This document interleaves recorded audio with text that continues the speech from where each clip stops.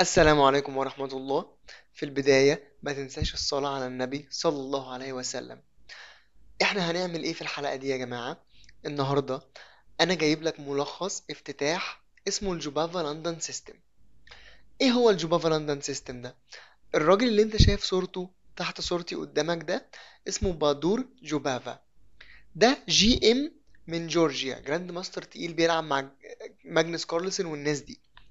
الراجل ده اخترع افتتاح متاخد من اللندن سيستم اللي احنا عارفينه، اللي احنا حافظينه. اللندن سيستم العادي جدا اللي هو بيبتدي ببدأ وزير، مثلا بدأ وزير، بتطلع بقى ال...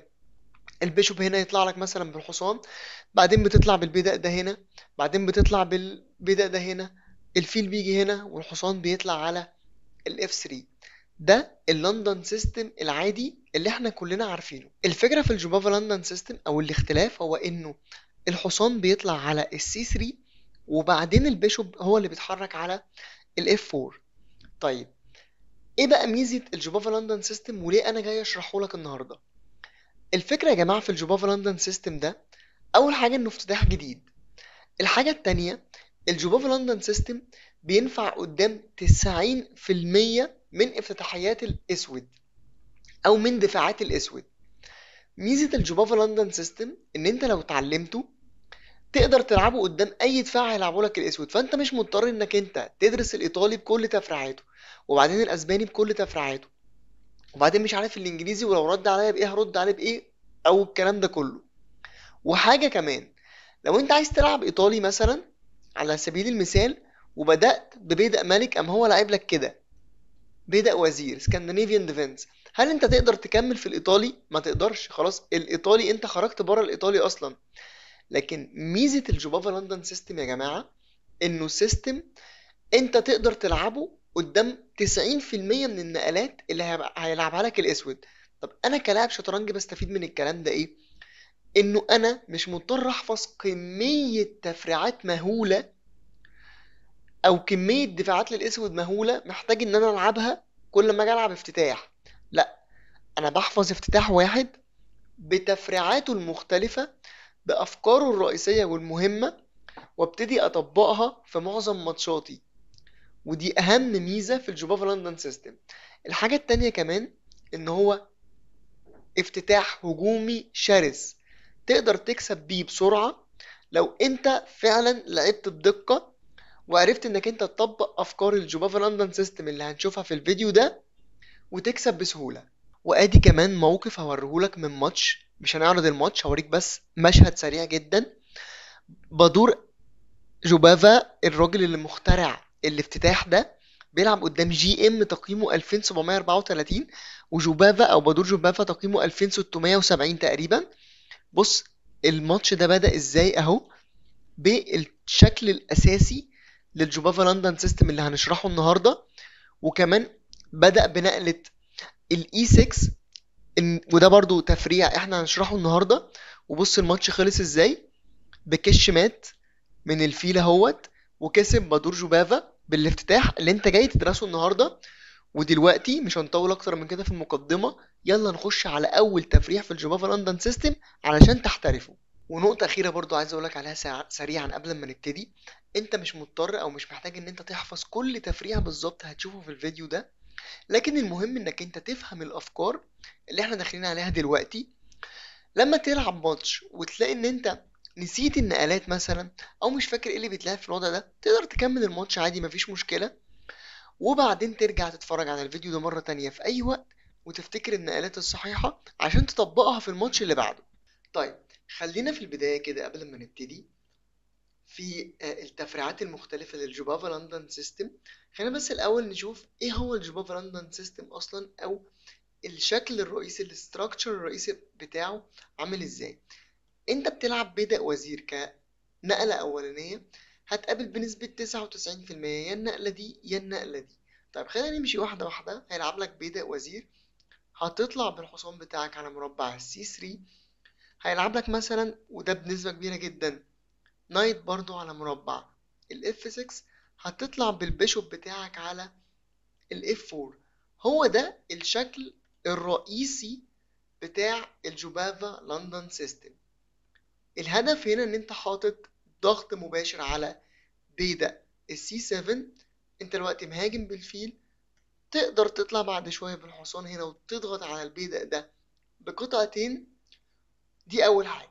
تاني حاجة، انت شرط بقطعتين، دلوقتي تقدر تدفع البيدق ده وتطلع بالفيل بتاعك وبعدين تطلع بالحصان على الاف 3. هو ده الشكل الرئيسي بتاع الجوبافا لندن سيستم. تمام.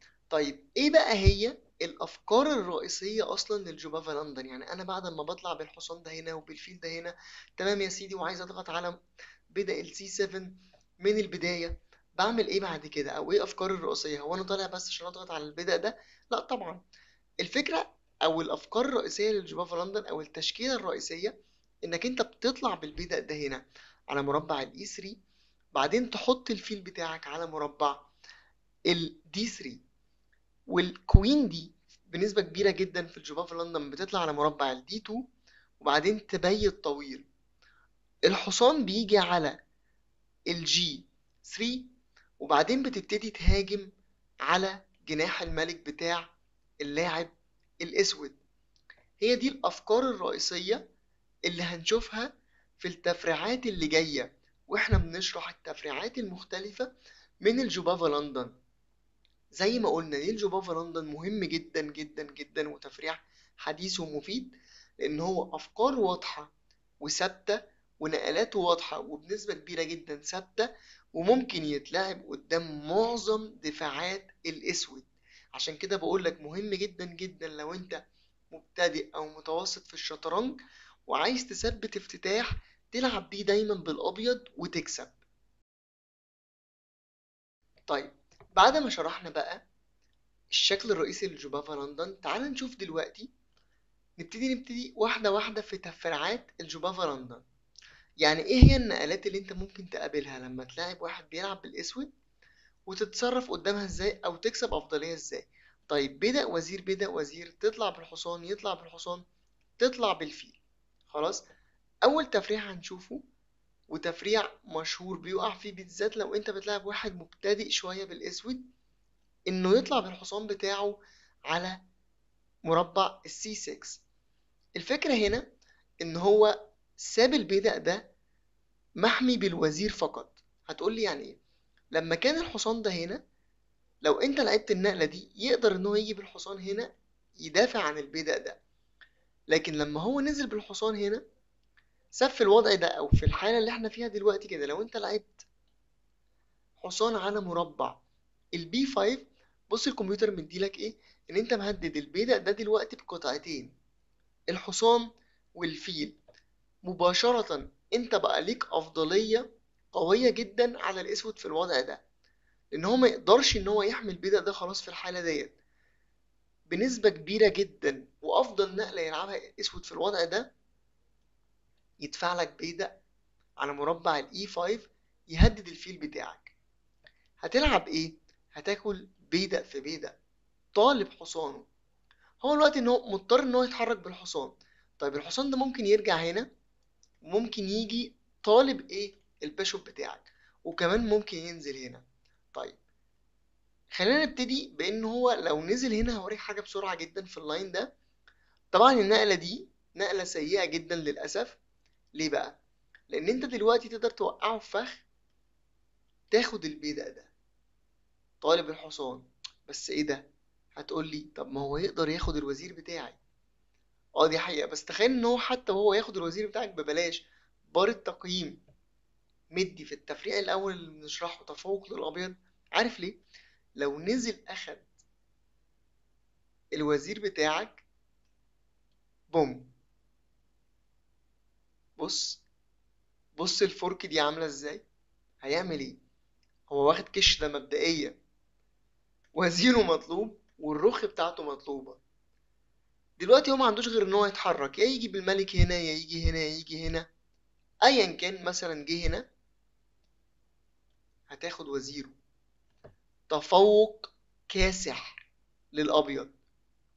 ده في حالة ايه؟ ان هو نزل بالحصان من هنا لهنا. طب تعالى نرجع ورا شوية. بعد النقلة دي خليه هو جه طلب البيشوب بتاعك، اوكي، عايز ياكل الحصان، عايز ياخد الفيل. هتلعب ايه كأبيض؟ هتلعب النقلة ديت. طالب حصانه هيعمل ايه؟ هياخد الفيل بتاعك. هترجع تاكل تاني انت الحصان بالبيدق ده. انت هنا كأبيض انت وضعك افضل بكتير جدا من الاسود. انت عندك بدائين ممتازين في السنتر وداعمين بعض.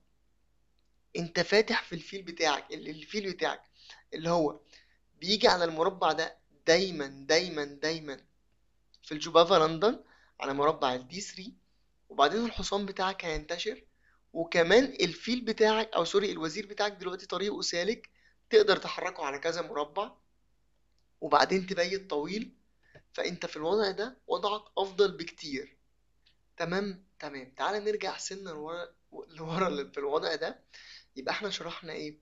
بعد ما انت بتعمل دبل اتاك على بيدا ال سي 7 لو هو طلع بالحصان هنا، اوكي، هيلعب لك ديت، هتاكل.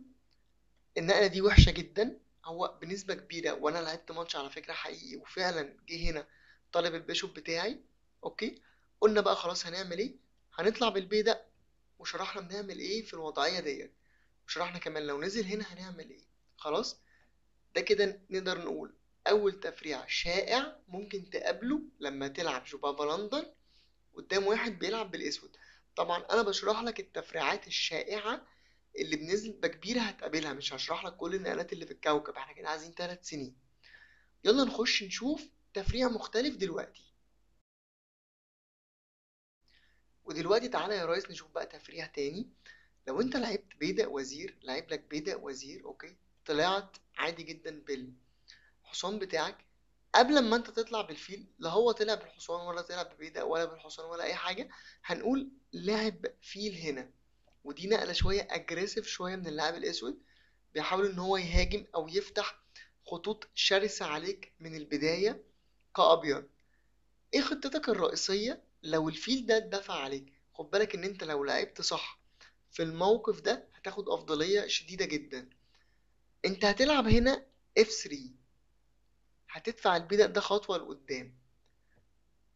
تقدر تستشف بكل بساطة النقلة الجاية بعد البدأ ده، وهو انك انت ببساطة عايز تلعب النقلة دي، نقلة ال E4.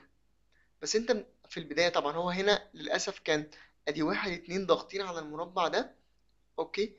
لو انت لعبتها على طول انت الحصان بس هو اللي ماسك المربع ده معاك، وبالتالي انت محتاج دعم من بيدق الاف بان هو يجي على الاف 3. عايز تحضر للنقلة دي بعدها وتطرد الفيل ده من هنا. طيب تعال نشوف هو هيرسبوند ازاي، او يعني هيرد عليك ازاي. خلينا نشوف لو هو نقل النقلة الشهيرة جدا حصان على الاف 6، ودي نقلة شائعة جدا في الوضع ده. هو بقى عادي جدا بينتشر بقطعه. طيب بعد بقى ما طلع بالحصان على المربع الاف 6، احنا قلنا ان احنا جايين هنا او دافعين البدء ده، طبعا نقلة واضحة جدا واضحة جدا عشان نلعب بدء على الاي 4. ولكن مش ده بقى اللي احنا هنلعبه في الوضع ده. ليه؟ فاكرين لما قلت لك في البداية خالص في المقدمة او بعد المقدمة بشوية ان اساس الجوبافا لندن ان انت اصلا بتهجم على جناح الملك بتاع اللاعب الاسود. بعد ما انت او بعد ما هو خرج بالحصان تلعب دلوقتي جي 4، بتطلب الفيل تاني مرة بس من على بيدق الجي 4، وبتكسب مساحة على جناح ملك الاسود. لما يرجع خطوة لورا، اوكي، لو لعب يعني خطوة لورا، دي النقلة اللي هو غالبا اصلا هيلعبها، ان هو لو تراجع كده الفيل بتاعه هيفضل باصص لحيطة مش هيعمل اي حاجة. تدفع البيدق تاني طالب الحصان، اوكي. لو رجع بالحصان هنا قول له كتر خيرك وخد البيدق ده مجانا. هو مش هيعمل كده عشان هو مش هيسيب البيدق ده يروح. طيب البيدق خد بالك محمي بالوزير. طيب هيعمل ايه؟ بنسبة كبيرة جدا هيخطئ وهيجي هنا. واخد بالك من حاجة قبل ما اكمل لك شرح؟ الحصان ده بعد ما جه هنا عشان ما يتاكلش وعشان ما يسيبش البيدق ده يروح ويسيب الوزير حميه، جه على مربع ال H5. بس انت واخد بالك من حاجة؟ ان الحصان ده دلوقتي ملوش اي مربع يروحه. الحصان ما يقدرش يجي هنا عشان البيدق، وما يقدرش يجي هنا علشان البيدق، وما يقدرش يجي هنا علشان الفيل هياخده ببلاش. الحصان ده ترابد، وقع في فخ. هنكمل ازاي وهنعمل ايه بعد ما الحصان ده بقى هيجي هنا؟ عاوزك بقى دلوقتي تلعب النقلة السحرية دي واللي هتفرق في مجرى اللقاء كله، E4. ليه؟ الهدف من النقلة دي هو انك انت تفتح للفيل بتاعك. لو اخد بدأ في بدأ، وده اللي غالبا هو هيلعبه، ما تاخدش البدأ دوت. اوكي، ما تقولش ده انا عايز اسيطر على المركز ومش عارف ايه. ادفع البدأ تاني، يحمي البدأ اللي موجود هنا، ويقفل الطريق على، هو كده الحصان اصلا مقفول عليه الطريق، ولكن الاهم ان انت حميت البدأ ده. ودلوقتي بقى تقدر تلعب النقلة ديت. اوكي، تخيل بقى الكمبيوتر بيقولك انه احسن نقلة للاسود في الوضع ده هي النقلة ديت. هتاخد بعد كده البيدق كده كده، وهتكمل خلاص زي ما اتفقنا بالفيل هنا ضاغط على الحصان ده اللي يعتبر اصلا ملوش اي مكان تاني يروحه. تفوق اسطوري للابيض. طيب تعال اقولك على حاجة ممكن يفكر فيها الاسود في الوضع ده، وده هيبقى خطأ كارثي لو انت عرفت تتعامل معاه صح. ممكن يطلع لك هنا بالحصان يقولك اديني البدأ ده بقطعتين، بالوزير وبالحصان، محمي بالوزير بس. تلعب ايه في الوضع ده؟ جريت موف. البدأ ده تقدمه خطوة وتقول له شيل الحصان ده من هنا، ما يلزمنيش، اصلا مش هلاقي حتى يودي فيها الحصان كده كده. وبالتالي انت تفوق اسطوري للابيض زي ما قلنا، وهتكمل بالفيل هنا زي ما اتفقنا. يبقى كده احنا شفنا كمان تفريع لل سوري يعني اوكي للابيض ضد الاسود. لو نزل بالفيل هنا سريعا بقى اتفقنا، لا ما قلناش هنعمل كده. لما يلعب النقله دي بعد ما يجيب الحصان هنا، قلنا بقى هتطلع ايه؟ بالبيدق اللي على الجي 4 هيرجع، هتزق تاني، هينزل. وشرحنا بعد كده انت هتعمل ايه. يبقى كده انا شرحت لك كمان تفريع للاسود ضد الجوبافا لندن في الوضع ده. ابتدى، انا مش عارف هو ليه بيرجع للنقلات التانية دي. اوكي anyway، ابتدى بيه بدل ما ينزل بالنايت هنا على الاف 6، لا لعب لك بيشوب اف 5. وشوفنا خلاص هنتعامل معاها ازاي، اف 3 جي 4، وشوفنا الشرح ايه كله. ودلوقتي هننتقل لتفريع تاني، التفريع رقم 3 من الجوبافا لندن سيستم. ودلوقتي هقولك على تفريع تاني ممكن تقابله برضو بنسبة كبيرة جدا. بعد بيدق وزير بيدق وزير، طلعت بالحصان بتاعك، طلع بالحصان بتاعه، خلاص بتحضر للهجوم اللي احنا متفقين عليه. طلع البيشوب على الاف 4. في نقلة مشهورة جدا بيلعبها الاسود في الوضع ده، وهي نقلة ال E6. اوكي طيب، هنكمل بالهجوم المعتاد بتاعنا. بنطلع بالحصان ضاغطين على البيدق ده بقطعتين. اوكي، نقلة مشهورة جدا وانا شخصيا واجهتها كتير. بيلعب البيشوب هنا في وشك، وبيقول لك تعالى يا ريس كسر بيشوب وبيشوب في بيشوب، او فيل في فيل، وريحني ايه من القصة دي خالص. انت تقدر دلوقتي تاكل بكل بساطة بالحصان. وبعد ما ياخد البيدق سوري الحصان بتاعك، انت كأبيض في الوضع ده انتشارك افضل او وضعك على الرقعة افضل. تقدر بكل بساطة تلعب الاي 3 بيست موف على الانجن، تفتح للفيل بتاعك يجي هنا او يجي هنا، وبعدين تنتشر بالحصان بتاعك. يعني مثلا هيلعب هو حصان على السي 3، هتطلع بالحصان بتاعك مرة تانية، يلعب اي نقلة ايا كانت هي ايه. يا عم لعب مثلا النقلة دي whatever يعني. تقدر دلوقتي تنتشر بالفيل بتاعك، وانت انتشارك على الرقعة افضل منه. هو عنده بدائين راكبين هنا، انت البادئ بتاعتك كلها سليمة. البدء بتاعك اللي على الدي 4 محمي. لو هو دفع البدء ده دلوقتي، انت عندك ادي حماية، ادي واحد اتنين. اوكي، كمان لو انت بدل ما جيت بالبيشوب هنا جيت بيه هنا، بقيت باصص على بدء الاي 4 ده بثلاث قطع. اوكي، وبالتالي انت وضعك احسن من اللاعب الاسود. تقدر تكمل بأريحية وتكسب الماتش ده. وما تنساش في الوضع ده تحديدا انه النقلة مهمة جدا لازم ان انت تفتكرها، انك انت تطلع بالبدء ده على السي 3. ليه؟ علشان تدعم. يعني مثلا يا سيدي، او في الوضع ده او لاعب كده على سبيل المثال، تطلع دلوقتي انت على السي 3 علشان ايه؟ تدعم او تقوي الوسط بتاعك وتعمل زي ما بيسميه بون ستراكشر.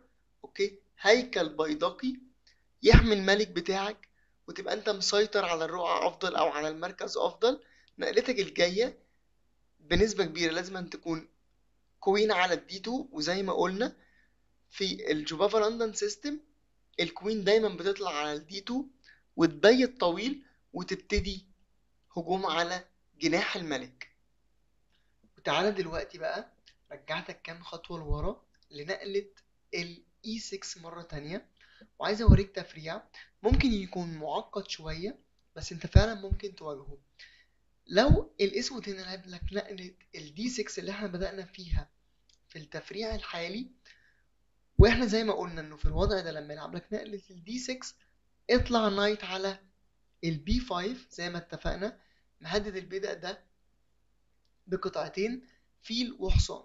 طيب، نقلة مشهورة جدا جدا جدا ممكن يلعبها لك الاسود في الوضع ده، حصان على ال A6 بيحمي بدء ال C7. طيب انت كأبيض هنا تعمل ايه؟ كل المطلوب منك انك انت تكمل انتشارك بشكل طبيعي. وخد بالك من حاجة، طلعت الحصان على ال C6 سوري على ال A6 هنا اللي هو الحصان دوت، دي مش افضل نقلة للاسود. ليه؟ لانه اول حاجة الحصان هنا تقدر تقول ان هو out of the board، يعني على اخر صف خالص او اخر عمود خالص في الرقعة، فالحصان ده علشان يرجع يدخل الجيم تاني هياخد وقت. ادي رقم واحد. رقم اتنين، خد بالك ان الرخ دي متثبتة في مكانها. هتقول لي يعني ايه؟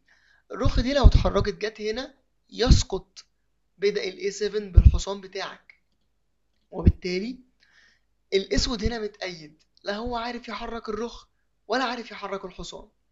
في الوضع ده انت كأبيض احسن نقلة ليك انك انت تدفع البيدق على الاي 3 وتفتح الفيل بتاعك يجوين الجيم.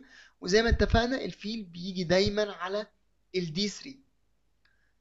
هنا الاسود هيحاول يطرد الحصان اللي عامل له مشاكل، فهيلعب لك النقلة دي.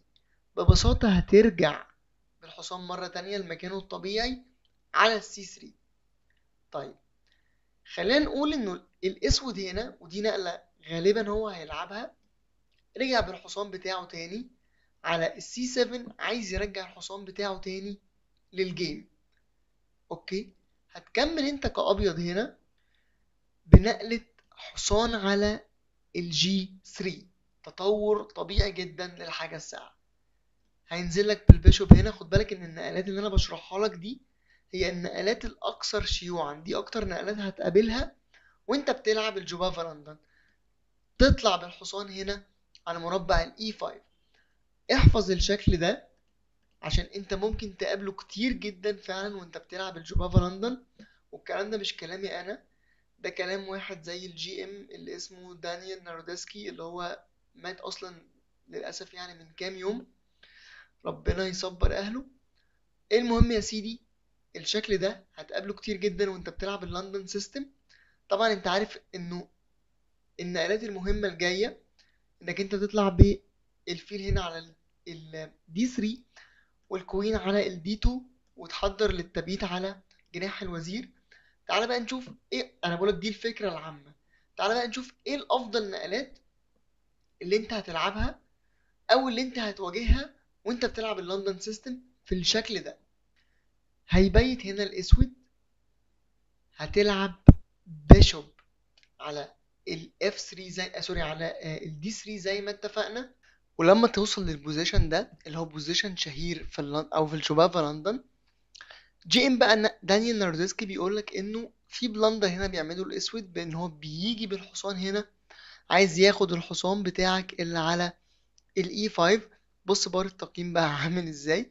عندك هنا تضحية قوية جدا بالحصان بتاعك في بيدق الاف 7، طالب وطالب وطالب بالفيل بتاعك، هياخد بالرخ بتاعته، هتاخد فيله. فانت هنا كسبت بيدق اللي كان على الاف 7. بص اصلا الانجن مديها جريت موف، وبص اصلا تفوق كاسح او تفوق تقريبا 2.5 للابيض في الوضع ده. وخلينا دلوقتي بقى نرجع بعض الخطوات لورا عشان نرجع للتفريع بتاعنا.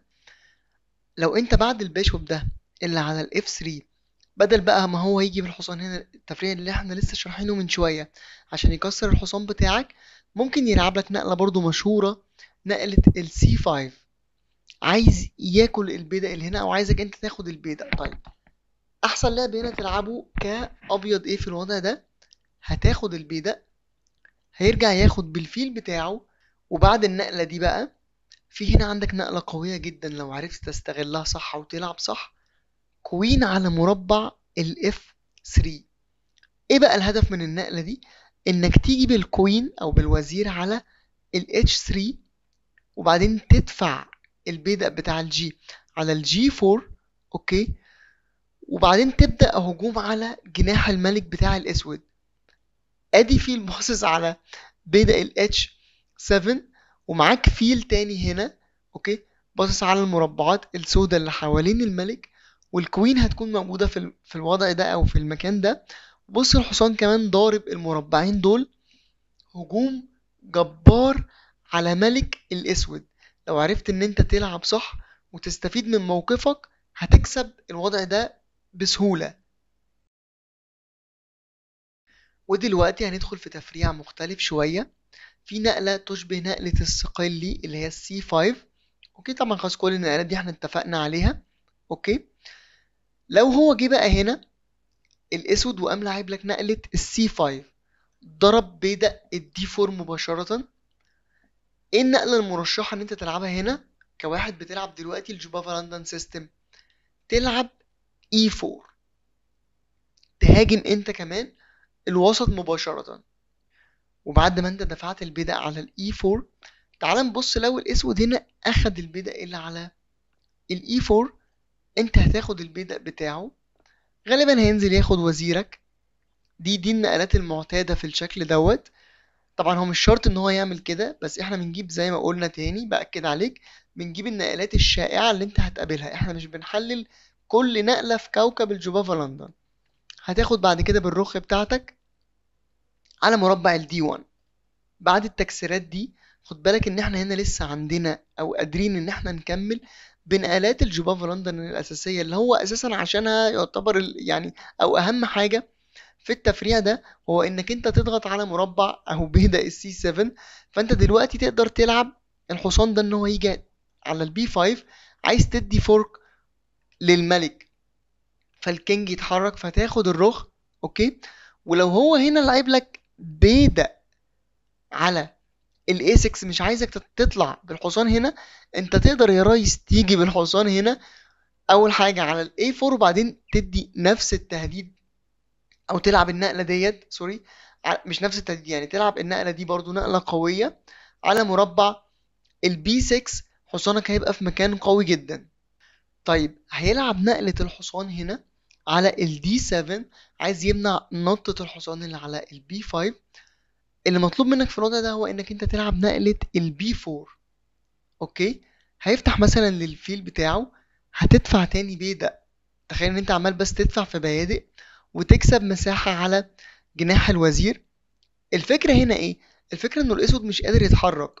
بص المربع ده ممسوك بالفيل، لو جه هنا هيتاكل. الفيل يا عيني واقف بيتفرج على الماتش، الفيل ده واقف بيتفرج على الماتش. اوكي، بعدين انت تقدر تيجي بالحصان هنا في هنا او تطلع بالحصان هنا.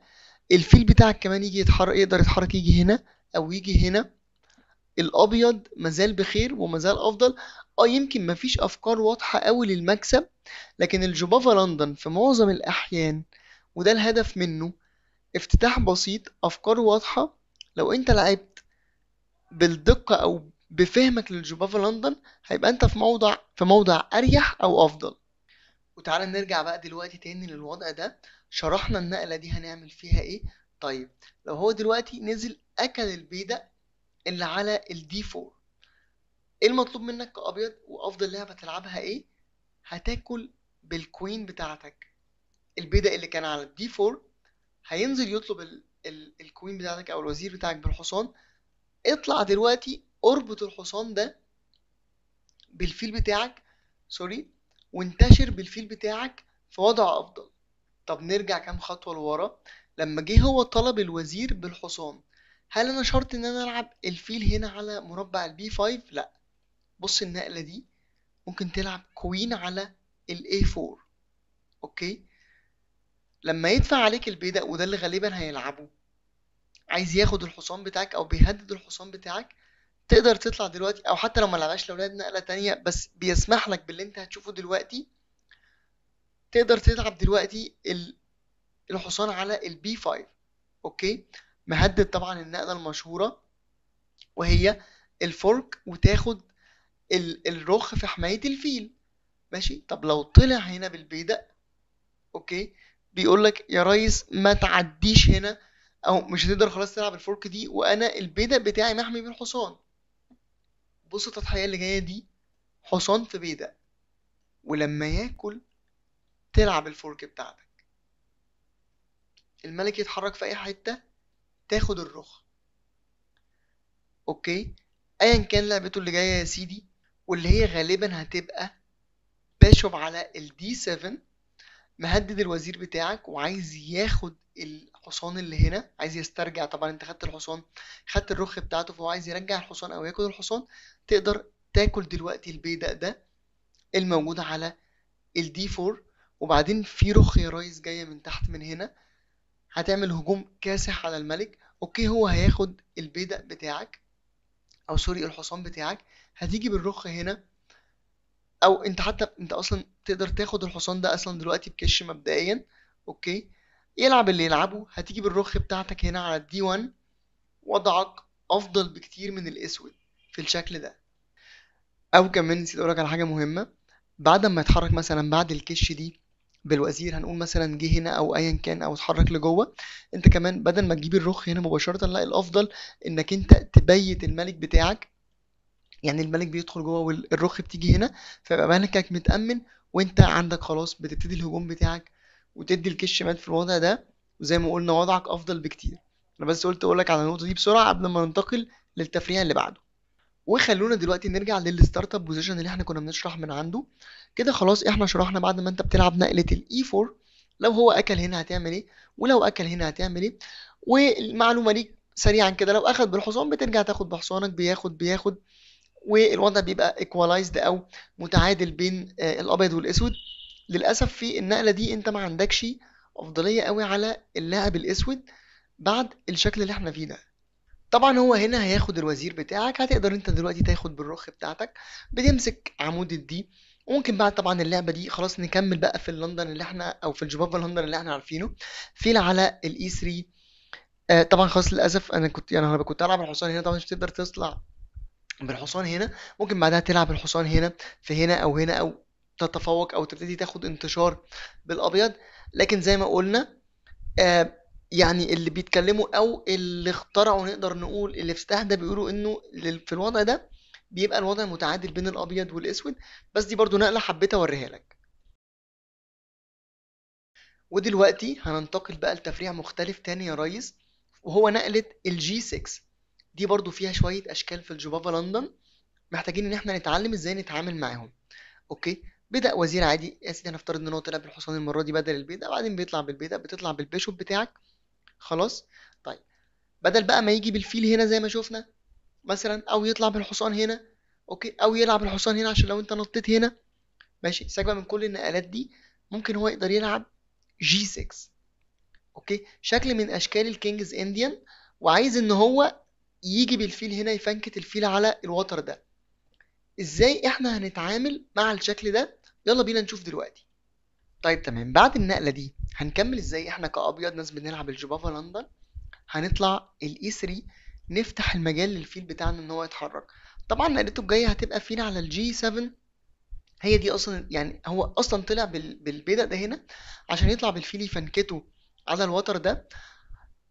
قلنا ان احنا بنفتح الطريق للفيل بتاعنا، وبعد ما يجي هنا دلوقتي تلعب نقلة ال H4، تبتدي تكسب مساحة وتهاجم على جناح الملك اللي هو غالبا هيبيت فيه. انت لو انت بتتفرج على كينجز انديان لما يلعبوا الاسود، بعد ما بيطلع بالحصان هنا والبيشوب على الجي 7 بيبيت مباشرة في جناح الملك. عشان كده لما يلعب النقلات دي انا عايزك على طول تبتدي تهاجم جناح الملك، تطلع بالبيدق في الاتش 4. غالبا النقلة اللي هتقابلها هي النقلة دي اتش 5. هو مش عايزك تتقدم اكتر بالبيادق. بعدين هتطلع نايت اف 3 هيبيت الاسود. بعدين هتطلع كوين على الدي 2 بتحضر انك انت كمان كأبيض تبيت في جناح الوزير بتاعك، عشان هنكمل هجوم دلوقتي على جناح الملك وهنشوف ده هيحصل ازاي. هنعمل بقى كده ازاي؟ ايه اهدافنا من الوضع ده؟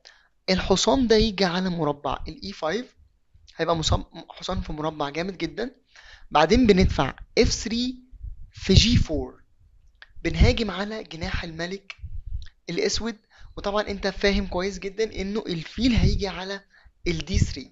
وكمان في شوية افكار تانية، زي مثلا لو هو لعب لك النقلة دي، اوكي، عايز مثلا ان هو ياكل البيضة ده او يدفعك ان انت تاكل البيدق بتاعه، دلوقتي هتطلع انت بحصانك زي ما اتفقنا على مربع الاي 5.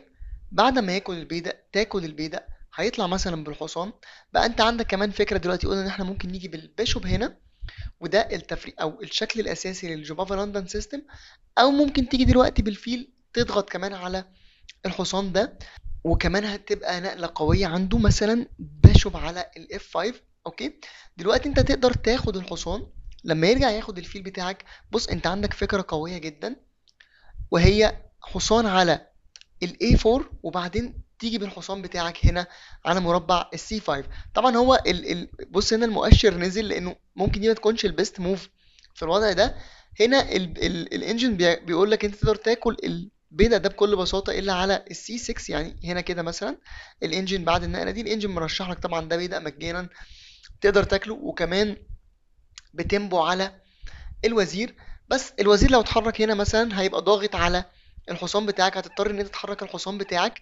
فعشان كده بص المؤشر بينزل تاني. عشان كده زي ما قلت لك انا بيرشحوا، او انا المصادر اللي انا ذاكرت منها الجوبافا لندن بترشح ان انت بعد النقله دي تقدر تلعب مثلا الحصان هنا على بفكره ان هو يا عم هنفترض مثلا لاعب كده على سبيل المثال، بعد مثلا ما تلعب دي لعب دي وات ايفر، تيجي بالحصان بتاعك هنا ويبقى انت مسيطر على الرقعه افضل من اللاعب الايه الاسود بكتير. بص انت عندك حصان طبعا في مكان جامد جدا، اكشلي هم حصانين ماسكين كميه مربعات قويه جدا، انت افضل.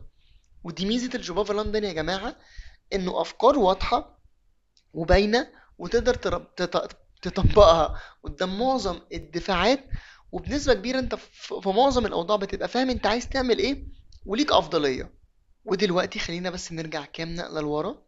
اوكي، لو هو في الوضع ده اخد الحصان بقى بتاعك، اوكي، هتلعب ايه في الوضع ده؟ هتلعب بيدق هنا طالب الحصان بتاعه، وبعد ما يرجع بالحصان بتاعه لورا، اوكي، بتبيت انت وبتضغط على البيدق ده او بقطعتين، اوكي، بالحصان وبالوزير. تمام، وانت هنا وضعك افضل لحد دلوقتي برضو من اللاعب الاسود. وبص بقى الكام نقلة الجايين دول، لو نزل اخد الحصان بتاعك، سوري اخد البيدق بتاعك في حماية الفيل، لان انت لو اخدت دلوقتي بالفيل هياخد فيلك عادي جدا فهو كاسب بيدق. تمام، احنا ما بناخدش الحصان ده، احنا بنيجي بالرخ بتاعتنا هنا ضاغطين بقى احنا دلوقتي على الحصان ده بقطعتين. لو تراجع بحصانه لورا عشان ما يتاخدش، اوكي، بنلعب دلوقتي هنا نقلة شوية غريبة بس هي مهمة. فيل هنا على مربع ال H6، عايزينه ياخد الفيل بتاعنا وبعدين ندخل بالوزير بتاعنا نقتحم الجحر بتاع الملك ده، عشان عايزين نوصل للكش مات كمان شوية. او برضو بدل ما يتراجع لان هو ممكن يرجع في الحصان تاني يقف في وش الفيل بتاعك، بنكمل برضو بنفس الفكرة، اقتحام عالم الملك الاسود. انا بوريك بس بعض النقلات اللي ممكن تتلعب وانت ساعتها هترد عليها ازاي او هتلعب فيها ايه. وبص على وضعك دلوقتي بعد النقلات ديت، انت دلوقتي تقدر تلعب نقلة، يعني مثلا هو هنا لعب على سبيل المثال النقلة ديت طالب مثلا البيدق بتاعك، انت تقدر تهاجم مباشرة على الفيل دوت، ياكل تاكل. بعدين انت بص، يعني مثلا هنفترض ان هو اكل هنا البيدق، فقمت انت واكل مثلا مرة تانية طالب الفيل بتاعه. اوكي، اصل الفيل ده اصلا ملوش مكان يروح، لو جه هنا هيتاكل. بص الفيل اصلا ترابد، ملوش مكان يروحه. وكمان بعد شويه بص بقى، انت حصانك يقدر يجي هنا، هو ما يقدرش ياكل الحصان لانه مربوط على الوزير بتاعه هيتاكل. وحتى لو اخد بالفيل هتاخد انت بالرك بتاعتك، ما يقدرش برضه ياكل بالبيدق لانه الوزير هيروح. فالحصان ده لما يدخل هنا يقدر بعد كده ان هو يجي على المربع ده، يساعد الوزير ان هو يدي كش مات، او تجيب الرخاخ بتاعتك على المربعات ديت وتبتدي هجوم كاسح على ملك الاسود. الجوبافا لندن لازم تتعلمه ولازم تفهمه، هيفرق معاك جدا واديك شايف بنفسك. وتعالى دلوقتي بقى اوريك تفريع مختلف شوية.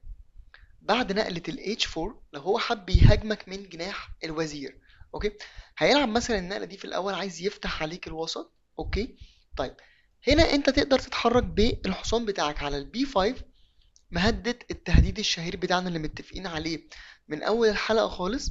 اوكي، طلع لك مثلا بالحصان هنا عايز يمنع التهديد ده، هتلعب هنا C3، تعمل بون ستراكشر قوي جدا في المركز بتاعك. اوكي، هو هنا لو لعب لك كوين او وزير على البي 6، تقدر انت دلوقتي تلعب النقلة دي A4، تثبت الحصان بتاعك في المكان ده وكمان محمي بالفيل. وخد بالك في التفريع ده الفيل عادة بيجي على الاي 2، ما بيطلعش على الدي 3، بيجي على الاي 2. اوكي، عشان يبقى باصص على الوتر، سوري الوتر دوت. اوكي، وكمان انت عندك نقلة قوية هي بي 3، تطلع بالوزير على البي 3 وتبتدي انك انت تلعب معاه كمان على جناح الوزير. ده تفريع مختلف، بوريك برضو ايه افضل النقلات اللي هم حاسبينها ومطلعينها على الانجن تلعبها في الوضع ده عشان يبقى وضعك افضل. طيب تعالى دلوقتي نبص على شكل تاني متماثل الى حد ما، ممكن ان انت تقابله وانت بتلعب الجوبافا لندن سيستم.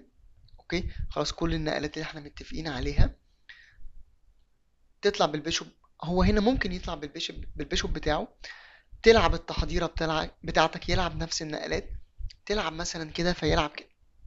اوكي، ده شكل اكنك بتلعب قصاد مراية، هو بيلعب نفس النقلات اللي انت بتلعبها. ده تفريع مختلف شوية ما اتكلمناش عنه. طيب ايه افضل النقلات في الوضع ده ليك انت كاسود سوري كابيض كواحد بتلعب الجوبافا لندن؟ هتلعب الدي 3، البيشوب هياكل.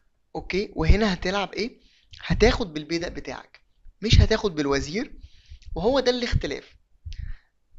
زي ما قلت لك هانز نيمان او دانيال نارودسكي او الناس دي بيرشحوا في اللعبه دي او في الوضع ده ان انت تاخد بالبيدق وتفتح المجال للوزير بتاعك ان هو يجي على مربع الدي 3.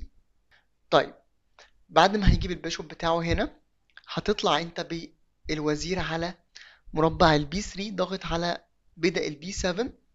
اوكي، لو لعب الروك هنا علشان يحمي، انت دلوقتي تلعب بقى النقلة، ما تاخدش الفيل ده، بتلعب النقلة دي عشان لما ياخد الفيل بتاعك تاكل انت بتمبو على الحصان بتاعه. فالحصان بتاعه دلوقتي مضطر ان هو يتحرك ويخسر وقت. وبعد ما الحصان بتاعه يرجع، اوكي، الانجن هنا او الناس هنا بيرشحوا لك المختصين تلعب الرخ على عمود السي، تمسك العمود دوت وبعدين تبيت قصير او تبيت في جناح الملك.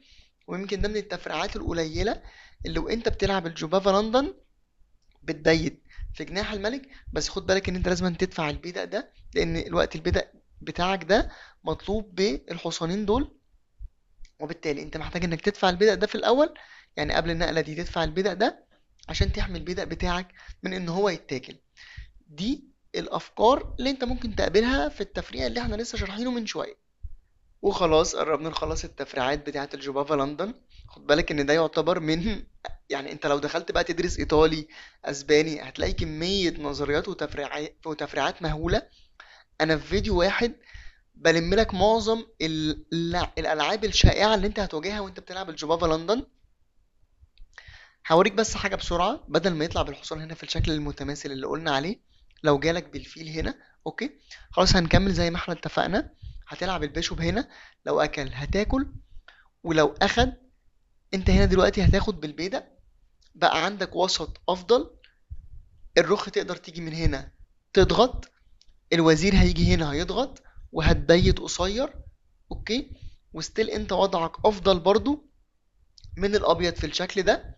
اوكي، وخد كمان حاجة، انت ممكن تيجي بالحصان هنا وتفتح الطريق للوزير ده، ان هو يجي مثلا على المربع ده، مربع الاف 3، وبعدين يجي على الاتش 3، وتبتدي ان انت ايه، تبدأ هجوم على جناح ملك الاسود. افكار الجوبافا لندن واضحة، اتمنى اكون شرحتها لك ببساطة، وقدرت ان انت تفهم معظم التفريعات ومعظم الافكار الموجودة جوه الجوبافا لندن. انا رأيي انه كفاية كده في الجوبافا لندن. اوكي، هو الافتتاح ده صدقني ميزته ان انت تقدر تلعبه قدام معظم الدفاعات اللي ممكن تقابلها. هنزل لك دلوقتي شوية ماتشات، اكتب لي في الكومنتس بعد اذنك لو الفيديو عجبك والافكار بتاعته عجبتك. قول لي انا عايز اتفرج على ماتشات للجوبافا لندن. افتتاح مناسب جدا للمبتدئين والمتوسطين. لو عايز تثبت افتتاح تلعب بيه، ينفع قدام معظم، طبعا مش كل، معظم افتتاحيات الاسود. يمكن هو مش بيكون افضل حاجة مثلا قدام دفاع زي الكينجز انديان على سبيل المثال، ولكن هو بيشتغل قدام معظم دفاعات الاسود زي ما قلنا في مقدمة الفيديو. قول لي رأيك في الكومنتس. والله انا تعبت جدا في الفيديو ده، بقالي بتاع 3 4 ايام بحضر فيه. ادعمني بلايك وكومنت للقناة، وما تنساش الاشتراك. ولو عجبتك الفكرة اكتب لي كومنت، قول لي انا عايز اشوف ماتشات بالجوبافا لندن عشان عايز احترف الجوبافا لندن. تعالى بقى دلوقتي نلخص اللي احنا ذاكرناه النهاردة بسرعة جدا. قلنا اول حاجة درسنا النقلة ديت، النقلات اللي انت هتشوفها دلوقتي، بعدين بيشوب، وبعدين يطلع بالحصان هنا. وقلنا انه افضل نقلة في الوضع ده هي حصان على البي 5. اوكي، دي درسناها وعرفنا هو يرد عليها ازاي واحنا نقدر نرد عليها ازاي، وازاي ان احنا نتفوق عليه في الوضع ده. وكمان شفنا لو هو نزل بالحصان هنا هنقدر نلعب ايه، ولو هو نزل بالحصان هنا طالب الفيل نقدر نلعب ايه. كل ده احنا درسناه النهارده. ايه تاني درسناه؟ درسنا النقلة البيشوب هنا، لو هو طلع بسرعة جدا بيهاجمك بالبيشوب ايه من على الاف 5، ولا ان احنا بنلعب النقلة دي وبعدين بنلعب النقلة دي بعد ما هو بنلعب هو مثلا كده هو الاول يلعب كده، بنهاجم مباشرة بالجي 4. وشرحنا نعمل ايه في الوضع ده. وبعدها احنا خدنا فكرة عن نقلة الاي 6، لما قلنا لما بتلعب كده بعدين مثلا هو بيطلع هنا بتطلع بالبيشوب بتاعك، يقوم هو لاعب الاي 6 تحديدا. لما تطلع هنا لو جه وقف في وشك بالفيل بنعمل ايه؟ قلنا بناكل بالحصان، بعدين هو بياكل بالبيدق، وستيل احنا برضو وضعنا افضل كابيض في الشكل ده. وبعد كده بعد ما انتشرنا بالقطع بتاعتنا عادي جدا في الجوبافا لندن، قلنا لو هو لعب لك النقلة دي السي 5 لو انت فاكر بنلعب الاي 4. وشرحنا بقى لو هو اكل هنا هتعمل ايه، ولو اكل هنا هتعمل ايه، ولو اخد بالحصان هتعمل ايه. واخيرا يا سيدي شرحنا انه بعد النقلة ديت ممكن يلعب لك الجي 6، وقلنا بنلعب بقى اتش 4 بيجي بالحصان هنا. آه، او مثلا بتلعب ديت اوكي بعد ما يجي هنا تفتح الفيل بتاعك، بتحضر للحصان هنا وبعدين تلعب اتش 4 ايا كان، بتبتدي هجوم على جناح الملك الاسود.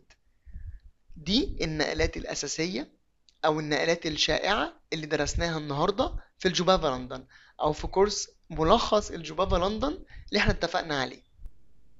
وبس يا سيدي لحد هنا، اتمنى اني اكون وفقت في الشرح، واتمنى انك تكون انت استفدت.